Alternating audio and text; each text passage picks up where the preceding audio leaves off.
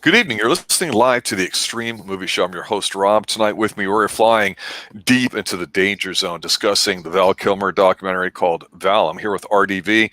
RDV is the co-host. He is part of the anchor team that does a lot of the 80s movies and our action flicks typically on Tuesday night. We want to stop and say, let's talk about somebody that was definitely been a driving force in Hollywood since the 80s.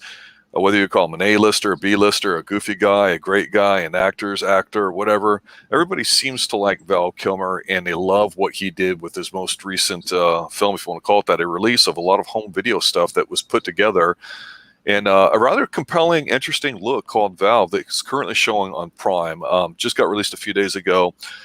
We took a look at it and said, hey, well, this is pretty good. Let's just give it a talk here tonight, because when you think of the 1980s, you think of two things, RDV. Three things. You think of boobies, you think of the Extreme Movie Show, and you think of Val Kilmer, not necessarily in that order. So let me ask you, RDV, I know that you're a big 80s fan and you're trying to catch and check a lot of movies out from the 80s, and I've seen a lot, and there's still some I haven't seen, and we're trying to pick good ones to go. Some of the Val Kilmer ones, like Top Secret and Earl Genius early on, were such a massive hit with the ladies because he's a cute, good-looking guy back then. The guys thought he wasn't too much of a wuss, where they didn't mind him. So he was like the hot scene around before Tom Cruise really started to blow up. So I distinctly remember Val Kilmer's arc as he came out of doing like Broadway shows and stuff and started acting. Where did you first encounter Val Kilmer, and then what made you want to watch his biography or documentary? Let's call it. Since the 90s is when I watched all the 80s stuff. Top Gun, I grew up with him being an Iceman. And then, shortly after, you see him in Batman Forever, starring opposite as of Jim Carrey and Tommy Lee Jones. He played the role as Batman. Even though that movie, looking back now, it's like, wow, that's really hokey. But it's like at the time, it was a box office, smash. Everybody was going out to see this. Even in this Batman movie. Chris O'Donnell, first appearance as Robin. I'd seen him in Top Secret a few days later than that. Of course, Tombstone. So I'd see him in a lot of his bigger movies. So I figured, you know what? The other day I was on Twitter. Gina Carano, I follow her on Twitter, had mentioned that she had been watching this. I forgot, and it reminded me that this was out. So I was like, and she said that she was enjoying it and you learn more. So I figured, you know what? I get some time to kill. I popped it up on Amazon. I started watching it, and it is a little bit of a slow burner, but I love the fact there's so much video footage of him because he's carried a video camera since he was a kid. Back in the 80s, remember, people was like, you had to have a video camera. That was the whole point. Yes. You can make your own movies and stuff. That was the sell. And this is a guy who just fell in love with the video camera. This video camera recording everything and stuff. Because he thought it was so cool. It's. You get hooked because it's because for those who don't know, back in 2011 or 2012, he was diagnosed with throat cancer. And so this is a guy who went from was being the handsome, smooth talking guy, he'd been in Heat and had been in all these other movies, to being the guy who's just basically he sounded, horrible. He had a tube in his throat, and you just felt for the guy. It just I never really knew it because I know he had scarves and stuff, and I know he had the cancer, but I never knew he had a breathing tube sticking out of his throat. He had a plug in order to talk. Yep. That is horrible. But what was interesting is they actually had his son narrate everything, but it was his words and he wrote. But his son was reading the part, basically in his point of view, through Val's words. That was kind of cool. And then seeing from little on, seeing how he learning about his family, and this is really cool. I like about actors that I've watched in movies and learning about stuff I've never knew about them. Stuff I learned with Kevin Conroy, who's famous for doing the Batman animated series, the 90s. Mm-hmm. He had an abusive, alcoholic father. I never even knew until I watched an episode on Michael Rosenbaum's, Inside of You, where he did an interview. I Kilmer, never knew. and Yeah. there's a lot of. There's so much. I was going to say there's a lot in there. You're right, Yeah. and they could probably have done this in 2 Yeah. movies, maybe. I'm Yeah. thinking with the amount of footage. But one of the things in general, to take a step back from Val Kilmer being the content of this documentary, I didn't know what to expect either, because I would call myself familiar with Val Kilmer. I'm not going to say that I was a fan of his, like, oh, I'm going to see it because it's Val Kilmer, but I've seen him in a lot of things, most things. And to me, there's been this trend with these huge budget shows on some of the channels like HBO, like Westworld and whatnot too, that super high budget event type things. Of course, Walking Dead comes to mind with the AMC and all their issues they've had since season 1. There's been a trend of those, but also of dirt cheap documentaries that might be a surprise hit for the artsy fartsy awards, for something that might be considered or construed as artistic merit. You've seen, like, The King of Kong was a great documentary about the guy trying to train for the high score of Pac-Man. There was one, I think, called Game Over a year or two ago, I think on Netflix, doing each year in I think the 80s for video games. So those things are an interesting look. The danger, I think, with having documentaries is that, like, if you watch The Last Dance about Michael Jordan, if you're an NBA fan, is that, a lot of people are still around. Sometimes people aren't. So sometimes the way things get presented was not, in fact, how it went. And I can't say that I knew enough about Val personally, because I followed him, that I would know, oh, this is bullshit or this doesn't work. I do remember him growing up on a ranch and all that. And I will say this, I got hooked in the first minute or two, because you see Val Kilmer, he's like, I'm going to show you my house. This is what it looked like now. And he doesn't shy away from the fact that he had chemotherapy for throat surgery and all that, and he's talking and his voice is very light. And then they say, okay, this is my son, and they show a picture of his son sitting down, and his son is actually the one doing the voiceover. And then right after, I was like, bastard, you got me, because it sounded like him, right? Yeah. But then, to your point, Val takes his finger, puts it on his valve in his throat, and starts talking. I don't know if that's a permanent thing. Maybe it is. In the 80s, everybody smoked all the time. There's plenty of people that had little holes in their throat, and they would have the talk box, electric one there too. Or I'd see even people in public smoking by sticking a cigarette in there. That's how addicted people were to smoking. And no matter how you feel about smoking, I think the point is that obviously he didn't die from it. Supposedly he's cancer free. It's affected, I think, a little bit of the arc of what's left of his career, because he's about 60 years old. He still has plenty of years in front of him. He says he's 61, yeah. Yeah, so I was glad that he did it, but it also brings up something I think that's very interesting, and that's the fact that back then, one of the first clips you see of him is his mother. She's like, hey, does that thing record audio too? And it's like, yep. Recording yourself and having that stuff was the exception to the rule. And now everybody has it on their phone. You record super high def. And you can make movies on your phone, for God's sakes. So to see somebody have so much footage when he was young and put it all together as he's older now through the lens of being an adult, and not just an adult, but an actor, I think that's pretty neat, because it wasn't like, I think he said, oh, one day I'll make a movie of all this. He just recorded it because he always wanted to be an actor, was a Broadway guy. So very theatrical, which brings us to Batman, which I think a lot of people know him as. What's your take on him in Batman? On Batman, like I said, looking back at it, when I watched it for the first time, I enjoyed it. Yeah, I liked it because you had Chris O'Donnell was very energetic. They actually had Batman and Robin. I was like, oh my gosh! It's like, wow. So up to this point, we only had 2 movies before this. That was Keaton. That was playing in Batman. He didn't have a Robin, so it was kind of cool for me being a kid. Like, I was born in '85. I was Batman animated series was like around 1991, and it's still going to like the '97. So I was like, oh, cool. Like, they're gonna have Batman and Robin actually in a movie, live action.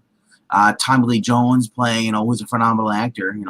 You're gonna see him playing, Two-Face is a cool character, And then you got, Jim Carrey, who had been done the movies like The Mask and stuff like this, was gonna be being the Riddler. I was like, oh, this would be great, And then I saw the bat nipples, and I was like, what is this going on with this bat nipple stuff? But I watched this documentary, though. I kind of agree at the time with what Val Kilmer says about this. And that's not I mean, he said it's not a dig to anybody who wanted to be Batman, but everybody, since the 60s, everybody remembers watching Adam West as Batman. Everybody oh, dude, everybody wants to be Batman because this is a guy anybody could be Batman. He doesn't have superpowers. You could work your butt off, train all that stuff, and you eventually could. It seemed more realistic. And he finally gets this role because he was in Africa doing something. I forgot what he was doing while he was there, but he said. But he got the role from his agent. He's like, hey, is he going to be Batman? That's what he was doing. He said he was exploring a cave. He happened to be exploring an actual freaking bat cave, in Africa. And then he finally gets out. And he's like, dude, you want to be Batman? He's like, dude, how could I turn that down? That's that's the one role that everybody wants to get, because you saw how Keaton was, how he responded. You had Adam West as Batman. It's like, if you're an actor, that is like your dream job, right there. Like, okay, cool, yeah, sure. So he signs up for it. But he says, like, the experience, once you get in that suit, though, he said, it just sucks because you cannot move. You feel claustrophobic. You're sweating. They're constantly taking breaks. You can't, the point where you can't even stand, you can't help standing up. He said, it just, and he's like, I don't know what to do. It's like, I'm limited in moving. So and it dawned on him. Batman being Batman on screen is not what he thought it would be. Because you saw how Adam West is able to move around free and stuff. He's in a rubber suit. He's confined. And he just realized anyone pretty much can be Batman at this point, because he's constantly under the mask. You saw more of him under the mask than you saw him as Bruce Wayne. And it just got to the point where if like a soap opera, you could just hire anybody and no one would care, because you're seeing suit. And I agree with him because for being an actor, and especially one who's passionate about acting, you want to have the roles like Jim Carrey had, being the Riddler, and look how he did with that. And then you have the Two-Face done by Tommy Lee Jones. You're the one that sells the movie, the villains, and then they were able to create this whole entire world, these imagination stuff, and he's just limited to being a typecast character. So it kind of bummed him out, the whole experience. But and that's a big bone of contention that a lot of people have about Val Kilmer's his attitude, because I grew up hearing way before that how much of a jerk off he is, not the other way around. And so I think this is where I think we're taking a different side of the coin about Val Kilmer. And actually, yeah, because before this, I remember reports that too, like after Top Gun, everything. People were saying, like, after he did The Doors in 1991. People were saying he's a jerk. He's hard to work with, and like you see it in this documentary, they're making fun of that, and even the other actors in there is like, dude, like Robert Downey Jr. is like hard to act with. No, he's not a diva enough. He just knows what he wants to do, and like he has a creative mind. He's always thinking of stuff, new ways to do stuff. He's you see him. He's a kid. In the candy store, and there's so many options he wants to do. He's not a dick like you think normally would be in Hollywood. The thing is we don't know, but that being said, I think a lot of it has to do with your perspective on how things should go. Sometimes really creative people are tough because they see things in a certain way, and in the artistic world, you get a handle for being, like you say, creative or a genius. God forbid you get that label and all that. And somehow some people, when you have a lot of talent, like especially in the sports world, for example, you get a lot of extra attention you don't normally get to, so you're catered to, and you have a sense of entitlement, typically speaking. And I think Val Kilmer does represent the type of actors that he was identified early on as being very talented, very good, charming. He's a ladies' man, all that kind of stuff. And to your point, obviously he's got tons of footage here and he could do stuff with it. Very likable guy on the outside, but at the same time too, you're hired to do a job, and the job is not how you want to do it. It's those decisions are made by other people. So you always hear about bickering on sets and this and that. And when the old Hollywood system would have, hey, you get paid a salary and then we're going to put you in whatever film, definitely a different mentality than if you're like now, where you get to pick and choose what roles you want to be in and stuff too. So someone like a Jim Carrey who's trying to do a couple things, everybody says, hey, go make Ace Ventura 3, right? I mean, because they love it so much and he's sick and tired of it. Sometimes what you're good at and what people want are two different things. And sometimes, you may not feel fulfilled as an actor or actress because of it. That being said, Val Kilmer he was always considered to be, one of the talented ones of his generation. He was going to do the Island of Dr. Moreau with that dude, the older Marlon guy Brando. that's really difficult, Marlon Brando. Yes, who's a phenomenal actor, but also very difficult to deal with. And so to me, I took a look at what I saw on the video, and despite his age and his condition with his throat and all that, that is entirely, in my opinion, separate from the fact that he's had a history of this for a very long time with a lot of different people. And I'm okay with that because, hey, it's a high stress environment. You're working really hard. You're trying to get a product together. But I just go, you know what? There's that cynical part of me that says that this is a nice, great time for Val Kilmer to have the attention on Val. One, because he can. Two, because he begged his way into getting, I guess, probably a small role on Top Gun 2. Obviously with COVID and everything, timing of things have been kind of off. Certainly a talented guy. Certainly somebody that's been very active.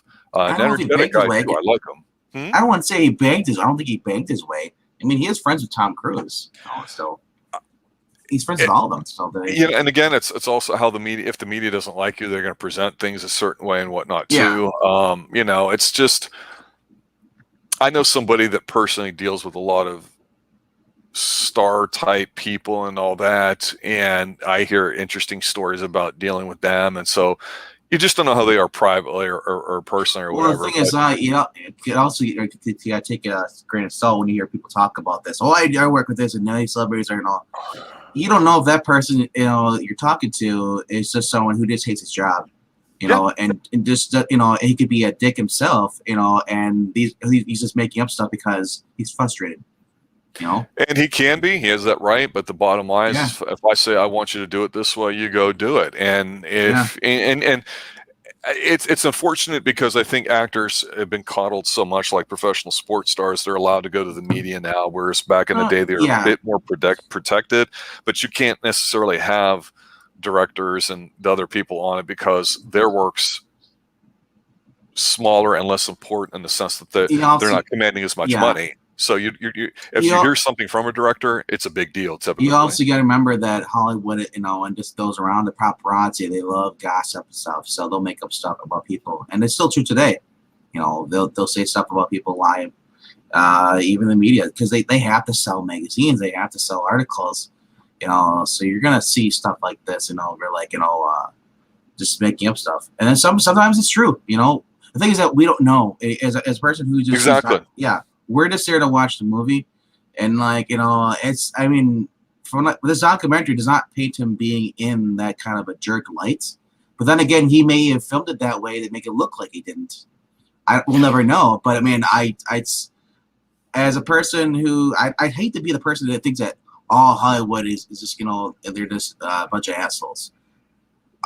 I don't know. I mean, there's so many actors, there's so many people involved. It's actually a very small world, and it is that they don't call it Hollywood for nothing. And it's just the one thing about Val that I think kind of sums him up is I think of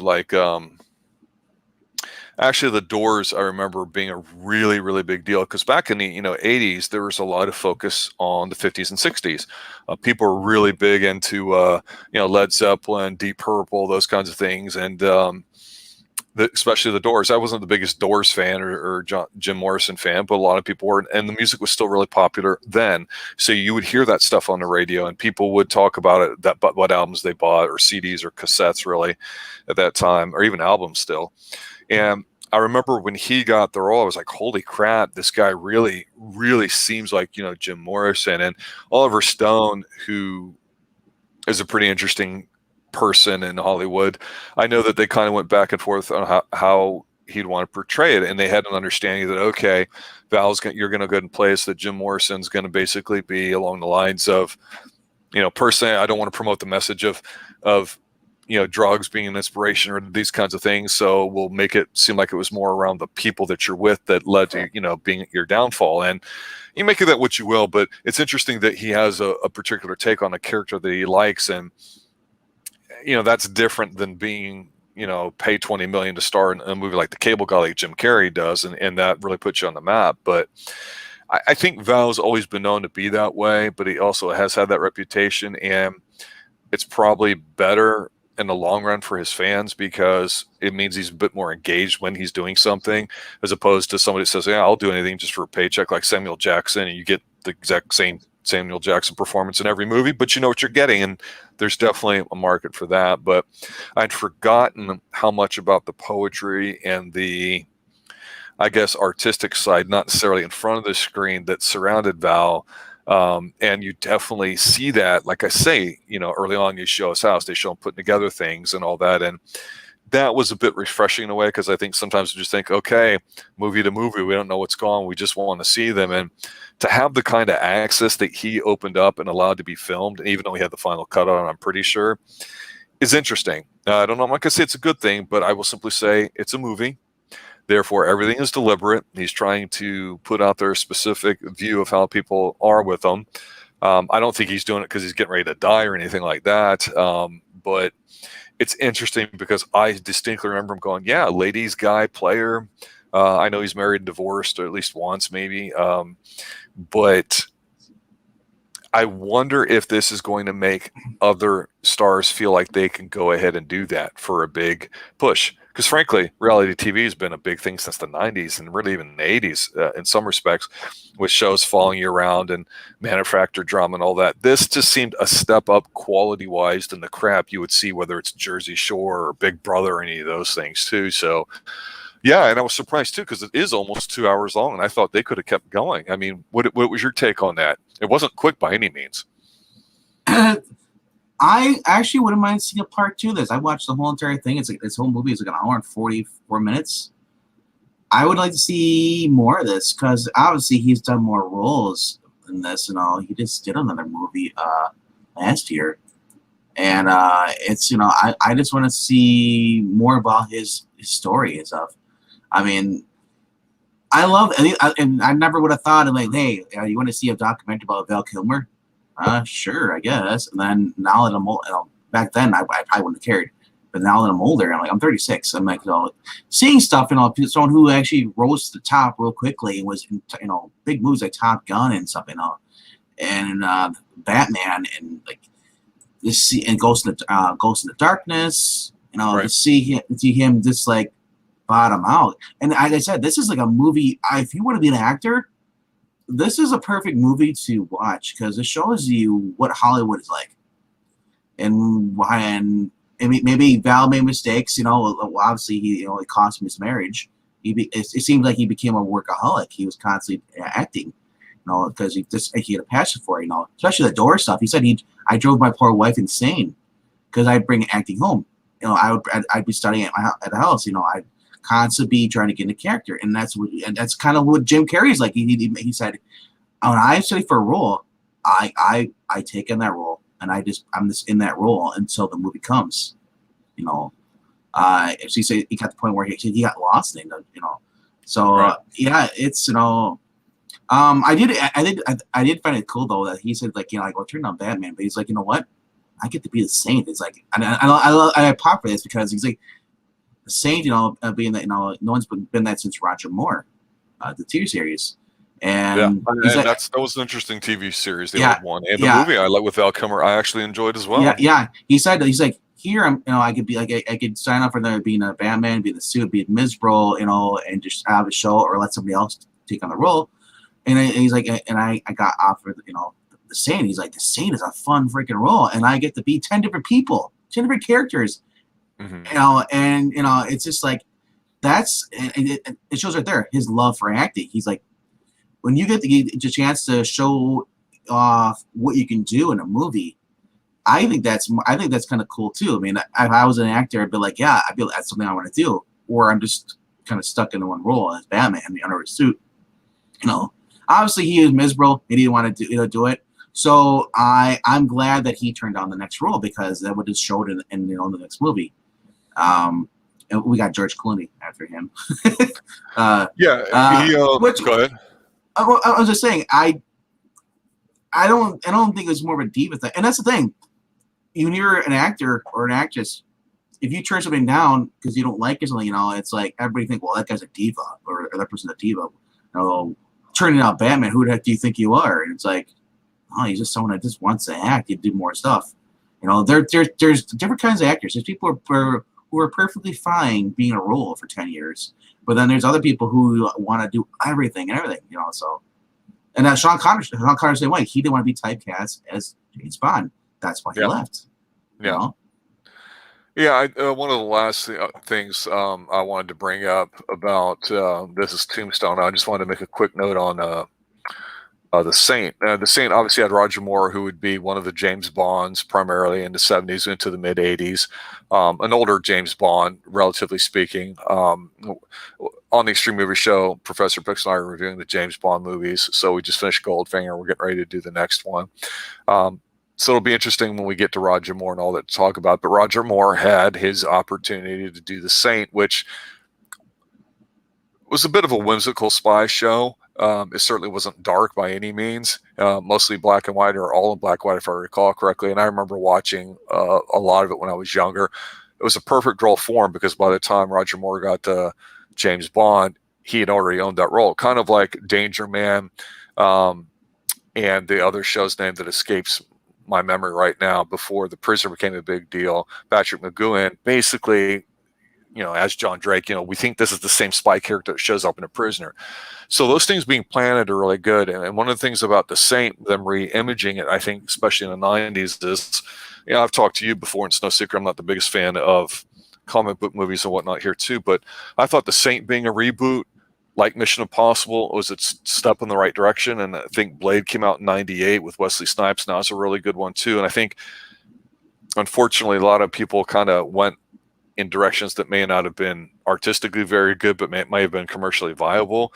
And one of the interesting things that I'm mentioning here too, besides Orville having a great soundtrack for that, is when I saw The Saint and I saw him in there, I could see him in that role. It's not like he's Jason Bourne, right?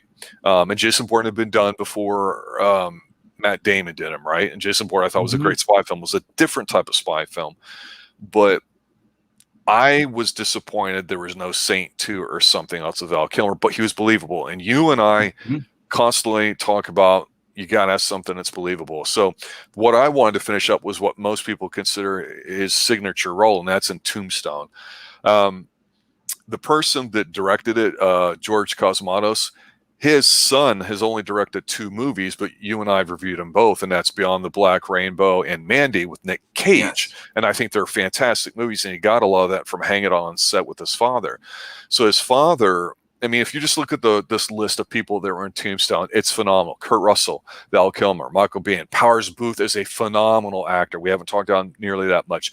Dana Delaney, Sam Elliott, Stephen Lang, Bill Paxton's in this. People forget that. Jason Priestley, Michael Rooker's in this.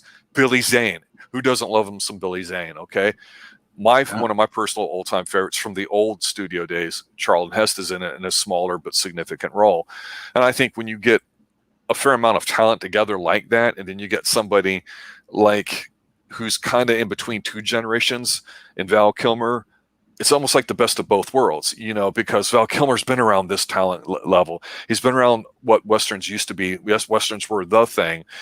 People don't make Westerns anymore. They remake some Westerns, and once in a while you might get a Western or something with a Western setting. But this is pretty much one of the last big Westerns. Every 4 or 5 years somebody makes one, and it does really good, but then nobody makes it anymore. And I still remember this day, and I'm not knocking on it. Everybody said, you got to go see Val Kilmer's movie. You got to go see him. And I'm going to be honest with you. I liked him in all his movies. I like that he does a lot of different things. I thought he did fine in this movie. I thought he did great. I didn't think it was head and shoulders, 2 standard deviations above everybody else. I just thought it was a very strong movie. And when you have people, and this is a pet peeve that you and I have, when you have strong people all the way around, it elevates everybody, And Val Kilmer is the type of person that you put him with a bunch of these other bigger ones, he can be just as good. It's like the Kurt Russell thing. You throw Kurt Russell in there and somebody that's no good, that person's going to end up looking better because of that rub that Kurt Russell gets. I don't think a lot of actors have that. Val Kilmer has that, and he has that ability, to your point, play a lot of different type of roles or bring something new to it.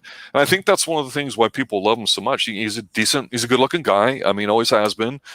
Seems energetic, to your point. So he just seems like a guy that you go, yeah, I kind of like him. And again, I don't know what your thoughts are on Tombstone, but I just remember how apeshit everybody was about his performance, and I like to think it's a great film. If you're not too familiar with him, it's a great movie to start with. To be honest with you, yeah, they cover Tombstones in this and stuff. You know how he loved this character of Doc Holliday. It's like, you know, it's just, you know, he had fun with the cast, you know, and the whole point of this movie, you're actually seeing behind the scene footage because Val Kilmer is the kind of kid, he grew up just having a video camera in his hand, recording everything, and so he's recording the behind the scenes. Him and Kurt Russell, you know, they're joking and laughing and having fun. Kurt Russell's in makeup, and he's like, "Now, who do you think they're gonna remember more? You're gonna me as Wyatt Earp or actual Wyatt Earp?" You know, it's like, and he's like, look, he's showing the picture up side by side. And he's like, I look dead on. I look great. You know, I look just like him, and I love how they're just kind of joking around. But yeah, the cast in here is great. Is like Bill Paxton, Sam Elliott, Michael Biehn. I mean, yeah, Jason Pierce's on here too. Stephen Lang's in here. Thomas Hayden Church, who hasn't really been real much about, I know of, at least popular as much. Joan Pacilla, you know, Michael Rooker, you know, Dana Delaney, who went on to just was doing roles at this animated series for Superman. She did Lois Lane, the voice acting. But I mean, Charlton Heston too, Powers Booth. Like you had a whole bunch of people on here, and it was a good movie, and it was just a Western movie. It wasn't like, you know, just low budget ones you see with Scott Eastwood trying to do where it sucks. You know, this was actually good. The star power helps too. I mean, Kurt Russell is a phenomenal actor, so bringing him playing you know, Wyatt Earp, you know, and Val Kilmer playing Doc Holliday. And he wanted, there's a scene in here where the famous scene where Doc Holliday is dying of tuberculosis. He's dying. He's on the bed, you know, and he's, you know, he looks pale and stuff. He mentions how he said, I want to sell this scene right, you know, where, you know, he's telling Doc's telling him, hey, let me die in peace. Just go live your life. Don't forget, leave me alone. You know, if you're my friend. He had them put a bunch of ice under his bed so that way he'd look pale. He'd sweat, you know, and all that stuff, you know, freeze. You know. He wanted to look blue. He wanted all that stuff. He wanted to look authentic because he knew this is a pivotal moment. And he said people like Doc Holliday or just Mark Twain are just phenomenal people, their lives and stuff, you know, just getting a chance to represent them. He's like, I want to do them justice. You know, it's like, I don't want to be a half-assed. And that's kind of a person that Val Kilmer is in his movies. He doesn't want to half-ass things. He wants, he doesn't really rewrite his roles, but he wants it, you know, he's like, I put a little part of myself into them, but at the end of the day, the part of that character, of that person I'm playing it, stays with me for the rest of my life, you know, so it's a give and take. Yeah, and it's interesting because, you know, coming from an actual legitimate acting background, stage first and then movies, you had that a lot 120 years ago, vaudeville and everybody coming in, so your movies are a bit more over dramatic with silent films and then talkies. When we talk about the studio system and how it's different, they'd give you finishing lessons, so if you're a lady, you'd walk with like a book on your head. Modeling schools did all this. Posture is important. Dress we talked about with Humphrey Bogart movies we've reviewed, and how things just feel different. And it was neat because in the 80s, like I said, there was a playfulness and an optimism that started to become apparent in 80s films. It became very commercialized, and some of that's great, some of it's not.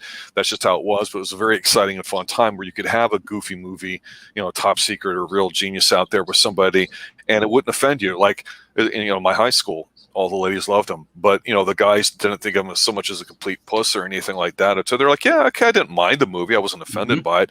Whereas today people get triggered. And Tom Cruise was a name, but he wasn't Tom Cruise. He wasn't big at this point. They had all done movies before this, you know. Risky Absolutely, Business, Tom Cruise was his big thing before Top Gun, before he got involved in that movie. And I thought that was really cool that they were on a real aircraft carrier and stuff, you know, with the Navy and stuff. You know, they actually had actual real crewmen on there. It wasn't just like, you know, fake Hollywood drops, you know, props and stuff. No, they were actually on the cruiser with the planes and all that stuff. So it was like, that's what made that Top Gun so legit with that, you know, with everything. That was cool. Of course, when they're in the cockpit, yes, that was like they're on a motorized thing. You'd see like, you know, green screen stuff. But I always liked it how they went out of their way to make it authentic looking, you know. In the 90s, and, you know, kind of mentioning Val Kilmer being kind of caught between two generations there, which I don't think he's overlooked at all. I think he does have good attention put on for it. I'm going to go back to Charlton Heston for a moment because it brings to me a mind that not only did he work with Marlon Brando, which I know is a big deal for him. You got to work with Heston. He's got to work with Russell and a lot of other people. So he's, to me, he could almost, if somebody worked with him that was really young, 20, 25 and all that, get some of that mojo or whatever and pass some of that stuff on, because the attitudes were different as far as the way stars were back then versus now. And I remember Heston was a guy that as a kid I always saw him in larger than life things. Part of it is because movies were shown specifically at certain times of the year, and Charlton Heston was the man in them, and he's tall, and Johnny Carson is still the gold standard when it comes to interviewing and having people on, and that's what you watched, right? But I remember Heston was the kind of guy that you could say, you know what, we need somebody in here that isn't the movie but commands the screen. Let's get Heston, like they do in Tombstone. They did it in True Lies when they said, hey, who can we put on screen that could imitate Arnold Schwarzenegger at his biggest point? Let's get in Heston, where Heston rips him a new one in there. Unfortunately with Heston, he ended up suffering from Alzheimer's and is starting to show, so he scaled back a lot of what he was doing. But even in the mid-90s, I saw him a couple times on the speaking circuit. He had written a book and talked about things, and he would do one or two little lines from movies or something, while in the middle of talking about his book, and he would just change his voice. You're like, holy shit, that is talent. And very few people I've seen that, but most of them were radio guys and voice guys. Val Kilmer, I'm not familiar with if he's done a lot of voice work. Obviously, his voice is shot now, but it doesn't mean you can't do stuff with it. But he seemed like the kind of guy that was like an Orson Welles. Orson Welles may not have had the best track record when it comes to movies, but you go, holy crap, who's more talented than him? And Val Kilmer, you go, well, who's more talented than him? He cared a lot about his roles, brought a lot of enthusiasm to what he wanted to do, and had a lot of ideas. And I think that's at least something better than going, okay, I'm going to be Samuel Jackson, yell my lines until you kill me off and collect my check and go on to something else. What's in your wallet? Anybody can do that, right? But Val is definitely somebody, when we think of an actor, he's one of the last few ones we do, because there's not much in this younger current generation that we, I think, get off on. Tom Cruise is almost 60. You mentioned Scott Eastwood. I think Scott Eastwood's terrifically good looking. There's something missing, and it's not his last name.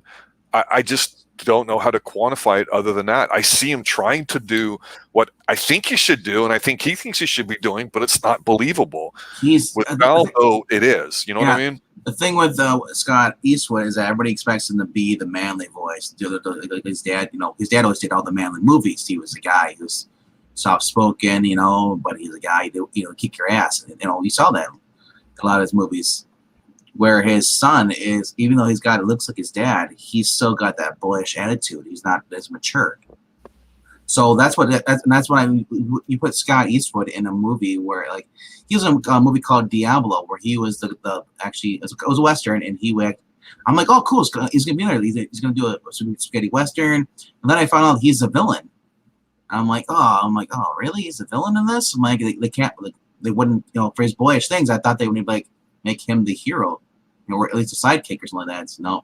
So then when that movie ended up, I just didn't like that movie. And then we just saw him early. The last movie we saw Scott Eastwood was Wrath of Man. Yes. And he was perfect in the role that he had. He was the guy, he didn't want to take orders, he's the villain, and he thought he was a guy, he thought he was smarter than everybody else. The guy's older than him, so he screwed everybody else over, and he ended up getting, spoiler, he ends up getting his desserts, I'd say, towards the end. But Val Kilmer, though, like I said, this movie is or this documentary is kind of heart-wrenching. It talks about his early life, how his dad was into real estate and stuff, but then you find out later that his dad was just constantly cheating on his mom, and everything like that. And then even gets to the point where his dad, before he shortly died, is his mom ended up divorcing his dad and getting remarried to this much better guy,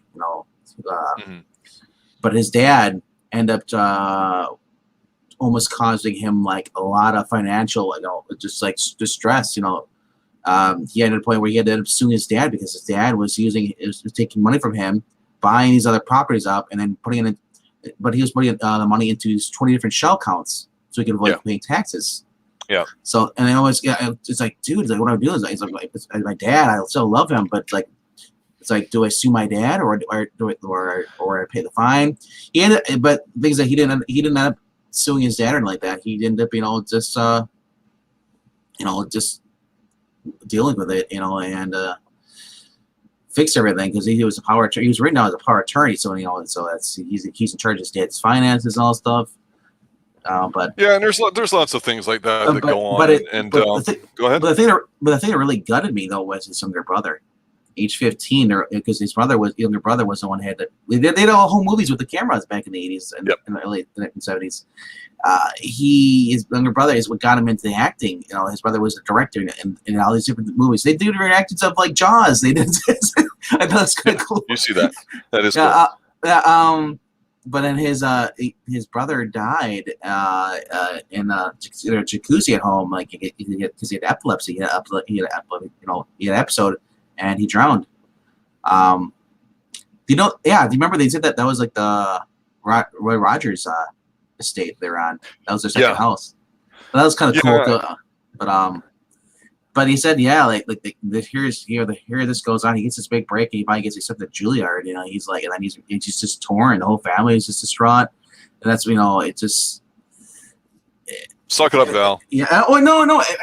I mean, it's Juilliard. Juilliard is a hard. It's engaging, and that was a named school, so allegedly it's one of the better ones. So he's what you would call classically trained. Whether you need that or not, a whole nother conversation. You are so attached to your brother or your sibling, and then that person dies, tragically dies, and then you're being whisked away to New York, from Texas, moving all the way over to New York.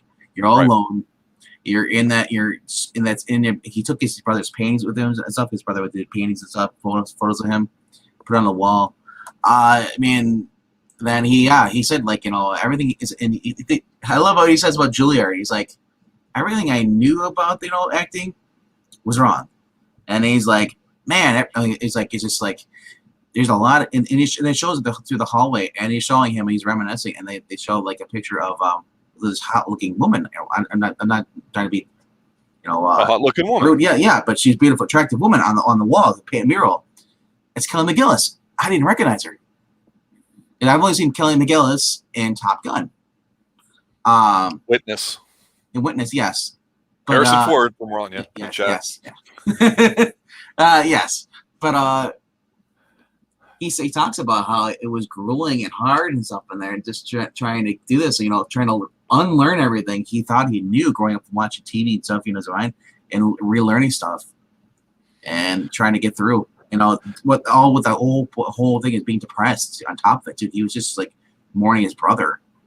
So imagine trying to get through this stuff, and I don't know if he was paying his way or if he had a full scholarship or what, because you can get scholarships at Juilliard, but it's hard to be away and then whatever he got from there or not. I mean, it's really hard to say whether that makes him or he was going to be this way anyway. So, it's like I say, it's something that he's putting out. So, and in all fairness to him, while I think it's a very enjoyable documentary, it came across a little bit as a puff piece because of all that stuff. And he's humanizing it, which is what he's doing. It's better than what some people do. And so I respect him for that. But I think for me, and this is just my personal take, and then I'll ask you yours before we call it a night. Yeah. I think for me, when I think about Kilmer, the characteristic that comes to mind that's a little hard to explain is he kind of is like a leading man to me. I think he's a leading man in the sense that he's got the talent to do what he wants to do, gets the roles that he likes to do mostly. We've seen him do different things. We've seen him excel with different things and work with some grade A talent from different generations, like I previously mentioned. He's the kind of guy where, like, for example, I like when magic is captured on film, not green screened. So I kind of almost like it when there's ad-libbing and timing, and that's not something you can just manufacture and write down. It has to happen with the chemistry of people. And so one of my favorite TV shows of the past 10 years is a dumb, stupid comedy called Psych, about the psychic detectives. It was on USA. And the guy's a smart, wise ass who has to pretend to be a psychic. And I just love it. It's a buddy kind of show. And it's dumb, but it's my kind of dumb. Well, I remember Val Kilmer showed up in an episode or two, and I hadn't seen from Val in a long time, hadn't heard from him because I haven't seen a lot of his most recent stuff. But here's the thing. Val came on there instantly, whatever the role he was doing, like he was like another detective or something. He owned it. He was funny. He fit right in. He blended in. In other words, he's to me not the kind of guy that says, I'm going to try to be a scene stealer. I'm going to go in there and I am going to add to it, and we're all going to be better for it. This is kind of what I was kind of mentioning with Tombstone.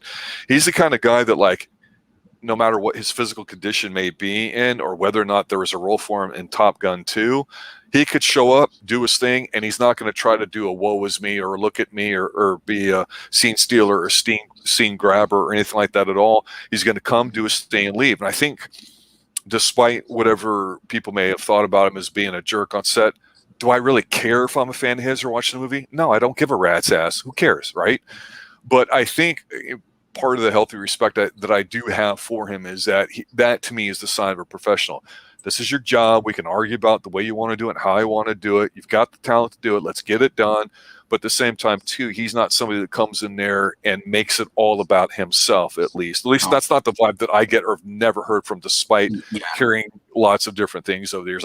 And no matter what he does the rest of his career or what he's capable of able to get done or this documentary, I just go, you know what? He's the kind of guy that can be an A-level guy, but he can also fit in right with a great ensemble. And not a lot of actors, I think ego allows him to do that. So I do want to recognize him for that, because that's something that I spotted at least from Tombstone or whatever and said, you know, that's great. And unfortunately, I don't feel like we have that today. What kind of last words? That sounds awful. What are your final thoughts on this documentary and Val in general? My final thoughts on this is that take heed of, if you watch this, you know, you want to be an actor, you know, everybody knows, yeah, it's common sense. Hollywood is a bad place to be. It's cutthroat and stuff like this, but it's like, this guy lost his marriage because he became obsessed with work, trying to break it big. You know, he was on top and he was trying to keep his money going and stuff. He wanted to keep going. His dream was acting, and he put his family second. And it cost him his marriage. So it's like, you know, just because if you really want something, you're gonna have to work hard at it, and and especially in Hollywood, you got to work hard to stay active, and stay stuff. Because if you're gone maybe a week or two, they forget you and they cast for the role with somebody else. If they realize they can't get you, or you become yesterday's news. So it is a cutthroat business. For those who want to get into acting, yeah, you need to understand that you can only do acting until you make it big. If you make it big, that's one thing, but you also have a timetable, because, well, as you get older, you're going to be stuck in certain roles. As you get older, you're no longer the son. You're now the dad, or now you're the grandpa. You know, and Ernie Hudson is a perfect person to talk about this. He went from being like, you know, playing a son, and then to most recently, in a movie, he was the grandfather, and he just dawned on him, like, I'm now doing the grandfather roles. I'm not even doing the dad roles anymore. You know, it's just like it catches up with you. But yeah. So check this movie out, or this documentary. It's a little long, but there's so much footage on here, and this guy pours his heart and soul out. He talks about after he got his cancer, he went from, like, you know, he basically he'd be like happy, and then he get ultimate really, really low in the poor points, you know, even though but he said, like, he dread going to Comic Cons or anything, because I'm a guy who's has been an actor who's living off his glory days, and that's the kind of, no dig to anybody else who's an older actor, but it's like, I'm young, I'm not that old, and I could be doing more stuff, but it's like, I just felt sorry for himself. But as soon as he met his fans were just so much, he just lifted his spirits up. So he's like, this guy is very humble in his age, you know. He's only 61 years old. He's not old. He's young. He's got time to do what he wants, and if he chooses to do stuff, I think, you know, there'll be a renewed focus on him. And sometimes people fade out quietly and they do their own thing. And sometimes people get like a second life on it too. And it's kind of interesting to me because it parallels a little bit of somebody that never really left, but didn't really have as big a schedule as he may have had. And, in Charlton Heston going into the 90s. And we've seen that with some older actors. And, growing up as a kid, seeing some stuff on TV, you get attached to them and go. And it's interesting to me because while I certainly don't think, Heston and Val Kilmer are the same type of actors, they kind of remind me of one. You got one that's like old school that's, that I came to be a fan of later in his career when I was a young kid. And yet you're at the right age too, where you remember enough of Val Kilmer, where you've seen a lot of his stuff for 15, 20, 30 years now. And now it's like, well, he still could go for another 10 to 15 years, depending on what he chooses to do. We'll see what happens with that too. Yeah, Marania's asking, I think we'll address this real quick too, because it's not really a reveal. Where I say, when she's asking, do they mention Kilmer's throat cancer? They deal with it early on, very quick about it. I don't know, RDV, if they don't really focus so much on the Christian elements of this too. I tried keeping religion out of this for that sake, but if you want to mention something that you noticed from the documentary about his father was a Christian. His parents both were Christian scientists. His mom, his mother was a Christian scientist. His dad, so he got that from there. And it does touch on later in the thing, especially after his mom passed away in 2012. He had to go to Arizona. He's the only, son there, and who could do cremate, take her remains and spread her ashes. Yeah. He does mention that he loves all different. He's fascinated by religions. So he talks with people about their faith. If he talks to he's like, I warn you, if you come across me I'll talk to you about, if you talk about faith, I'll talk to you. You're off. But because he said there's more. He talks about the joy of there's more healing through faith than just love than there is anything else. But yeah, but he doesn't. But as far as the treatment, it's not shoved down your throat. No.